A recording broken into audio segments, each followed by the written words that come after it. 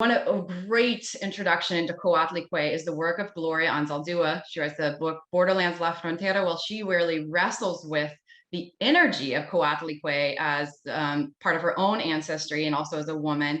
And one of the things she says, she talks about the Coatlicue state, which is a state in which you are enraptured in a kind of a darkness, a stasis, needing to confront yourself and a reality in usually a dark way. And I love that way of talking about Coatlicue. I was actually led by her ideas to try and find research, find aspects of Coatlicue myth and culture that supported that. And I was able to do that.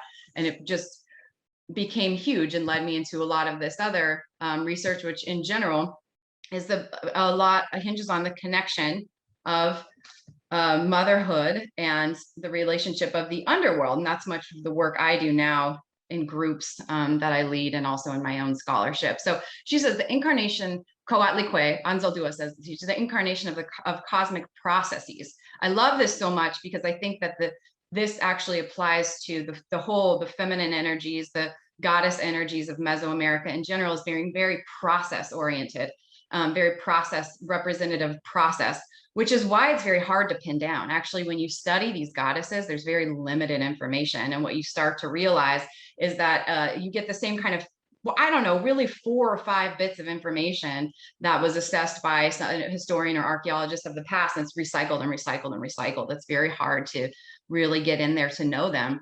And part of why is because there's not a lot of firm facts to know.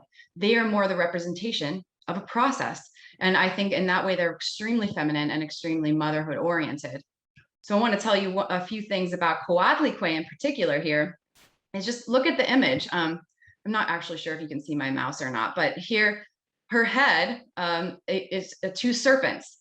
That serpent symbolism is, we know that from the Garden of Eden. It's an archetype. You find the serpent symbol throughout many cultures. It's usually, as it is here, it's connected to a divine, like feminine wisdom, mystery, something that's hard to know, and something that's a scary kind of wisdom. It's something that will flip everything on its head. Well, that's Coatlicue representing that right up front. And this is part of why I love these goddesses. You cannot look at them without being confronted with the depth and the darkness of them. So here's, snake-headed. And then, she represents that birth is a confrontation with death. This is something I talk about a lot in my work and the groups I do. You wear that relationship. She's literally wearing it as her belt, a skull, the thing she has gained from the underworld in her own confrontation with the underworld. You wear that for the rest of your life. And motherhood in the Mesoamerican view, and certainly in my view as well, because you are so aware of the tragedies that can occur or possibly have occurred in your life. That is a relationship with death that many people don't have. That is a difficult thing to bear. And it's also actually socially, culturally, a very important role that we is under acknowledged, if not maybe not acknowledged at all.